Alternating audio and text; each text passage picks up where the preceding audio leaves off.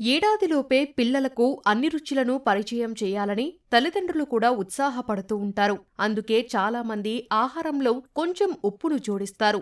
కానీ సీనియర్ పీడియాట్రిషియన్లు చెబుతున్న ప్రకారం ఏడాదిలోపు పిల్లలకు ఉప్పు, తేనె తినిపించకూడదు. శిశువుల సున్నితమైన ఆరోగ్యంపై ఆ రెండూ చెడు ప్రభావాన్ని చూపిస్తాయి. ఉప్పు వేయకపోతే ఆహారం చప్పగా ఉంటుందని, పిల్లలు తినరేమోనని తల్లులు ఉప్పు కలుపుతుంటారు.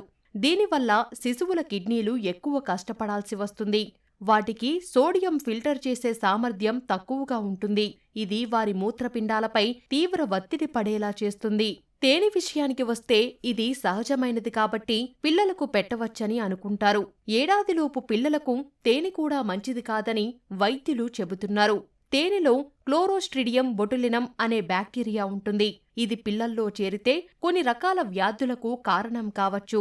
వారి జీర్ణ వ్యవస్థను కూడా ఇబ్బంది పెట్టవచ్చు. కాబట్టి ఏడాదిలోపు పిల్లలకు తేనె, ఉప్పు ఇవ్వద్దనేది నిపుణుల మాట.